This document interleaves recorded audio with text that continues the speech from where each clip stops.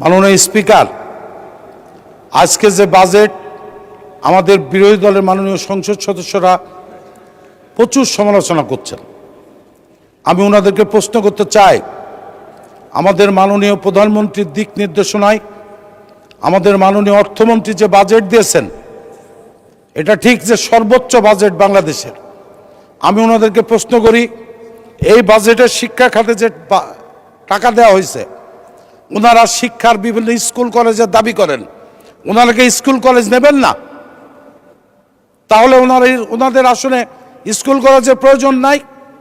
এই বাজেটে দ্বিতীয় সর্বোচ্চ টাকা বরাদ্দ করা হয়েছে স্বাস্থ্য খাতে, ওনারা সবাই হাসপাতাল দাবি করেন।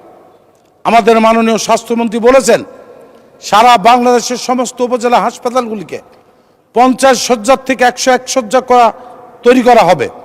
তাহলে কি ওনাদের আসনে ওনারা হাসপাতাল দাবি করে, তাহলে কি ওনারা হাসপাতাল নেবেন না? তাহলে শুধু বিএনপির সংসদ সদস্যরাই নেবেন? মাননীয় স্পিকার, আজকে আমাদের সরকার ফ্যামিলি কার্ড চালু করেছে, এটা তো 300 আসনেই এই অর্থ বছরে 42 লক্ষ ফ্যামিলি কার্ড দেওয়া হবে। ওনারা কি এই ফ্যামিলি কার্ড দেবেন না? আমাদের সরকার সারা বাংলাদেশে কৃষি কার্ড চালু করেছেন এবং কৃষি কার্ড চালু করতে সারা বাংলাদেশে চালু হবে। ওনারা কি কৃষি কার্ড দেবেন না? কৃষিতে ভর্তুকি দেওয়া হয়েছে, ওনার অঞ্চলকে ওনারা কৃষিতে ভর্তুকি নেবেন না? আমার প্রশ্ন এইগুলি মাননীয় স্পিকার। আমি স্থানীয় শিল্পের উপরে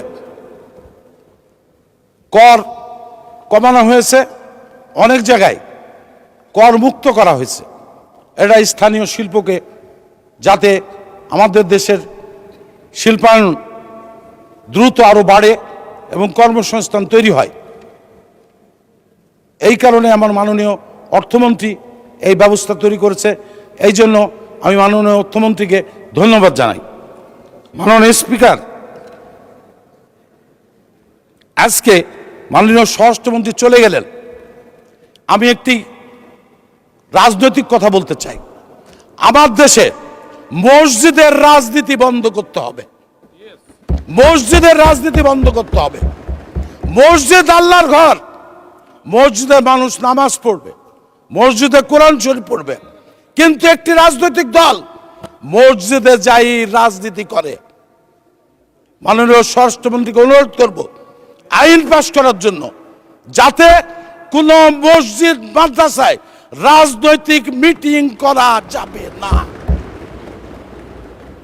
আমরা যেমন প্রকাশ্যে ফুটবল মাঠে বা হাই স্কুলে বা কোনো হল রুমে যেরকম বিএনপি বা অন্য রাজনৈতিক দলরা আমরা কর্মী সভা করি, জনসভা করি, মিটিং করি, তাদেরকেও সেই ব্যবস্থা করতে হবে। তারা মসজিদে মিটিং করতে পারবে না। আমার সাথে সবাই একমত কিনা জানি না।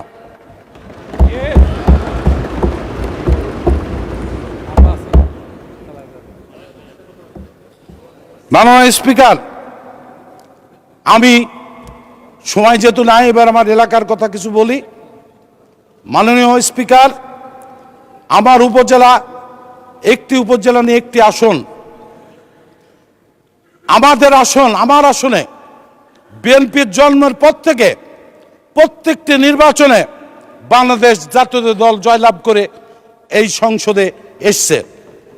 মাননীয় স্পিকার, আপনি জানেন শহীদ রাষ্ট্রপতি জিয়াউর রহমানের সময় যিনি সংসদ নেতা ছিলেন, উনি আমার আসনের ব্যক্তি ছিলেন, মাননীয় সাবেক প্রধানমন্ত্রী শাহজুর রহমান।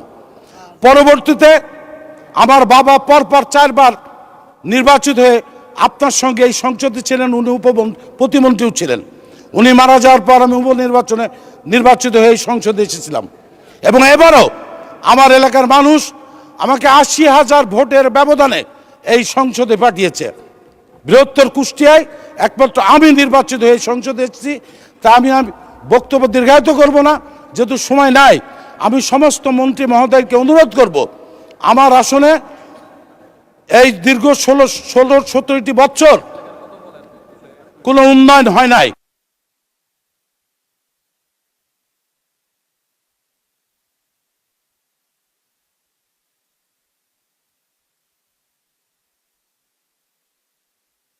আচ্ছা, এক মিনিট বলেন। 2টা মিনিট দিবেন মাননীয় স্পিকার। আপনার ফুটবল খেলা থেকে আমি মোহামেডান স্পোর্টিং ক্লাব প্রতিষ্ঠা করেছি আমার এলাকায়, আপনি খোঁজ দেন। আমি যখন যুবক ছিলাম আপনার খেলা দেখার জন্য নাইট কোচে আসতাম এবং ঢাকায় ফুটবল খেলা দেখতে আসতাম, যেদিন আবলিং মোহামেডান খেলা হতো। মাননীয় স্পিকার, আপনি আমাকে 2টা মিনিট দেবেন। আচ্ছা, 2 মিনিট দেওয়া হলো আপনাকে। মাননীয় স্পিকার, আমার কুষ্টিয়ার থেকে আমাদের উপজেলা, আমার উপজেলাটি 667 বর্গ কিলোমিটার। এখানে 4টি ইউনিয়ন আছে, চর। আমি মাননীয় শিক্ষামন্ত্রী এখানে আছেন কিনা? না, নাই। আমি শুধু আমার উপজেলার কথা বলছি না, এই যে শিক্ষক নিয়োগ দেয়, এই শিক্ষক চরে কেউ যেতে চায় না। তাই চরের শিক্ষক তাদেরকে অগ্রাধিকার দিয়ে যখন শিক্ষক নিয়োগ দেওয়া হবে প্রাইমারি স্কুলে, তখন চরের ছেলেদের যাদের শিক্ষক নিয়োগ দেয় তার ব্যবস্থা করার জন্য আমি শিক্ষামন্ত্রীকে অনুরোধ করছি। মাননীয় স্পিকার, আমার উপজেলায় বর্ডার প্রচুর, 42 কিলোমিটার বর্ডার। এত ধরনের মাদক আসে যেটা অকল্পনীয়। এই মাদক নিয়ন্ত্রণ করা যাচ্ছে না। প্রশাসন আমার উপজেলায় আপনার 3টা পুলিশের গাড়ি, তার 2টা নষ্ট, তারা কাজ করতে পারে না। ওই জন্য মাননীয় স্বরাষ্ট্রমন্ত্রী থাকলে ভালো হতো। আমার উপজেলায় অন্তত 5টা পুলিশকে গাড়ি দেওয়ার জন্য আমি অনুরোধ করব মাননীয় স্বরাষ্ট্রমন্ত্রীকে। এবং মাননীয় স্পিকার, আমার কুষ্টিয়া জেলার দৌলতপুর, নাটোর জেলার লালপুর, রাজশাহী জেলার পাগাচারঘাট, এইটা হচ্ছে বিশাল চর এবং চরে 2টা বাহিনী তো জন্ম হয়েছে এবং তারা ওই চরের খাস জমি এবং হচ্ছে খড় এবং এই নিয়ে এবং বালিমহল নিয়ে কয়েকটি খুনাখুনি হয়েছে, যেটা আমার মাননীয় সংসদ সদস্য বাগাচারঘাটের আমার চান ভাই বলেছেন। এইখানে যাতে শক্তভাবে এই সন্ত্রাস বন্ধ না করা হয়, যেহেতু আওয়ামী লীগের সময় কিন্তু এই সন্ত্রাসটা ছিল না। এখন মানুষ বলছে যে বিএনপি এসে সন্ত্রাস শুরু হয়েছে। যে কোনো মূল্যে আমি স্বরাষ্ট্রমন্ত্রীকে অনুরোধ করব, সে বিএনপির যে নেতাই প্রশ্রয় দিক, এই বালুমহল বন্ধ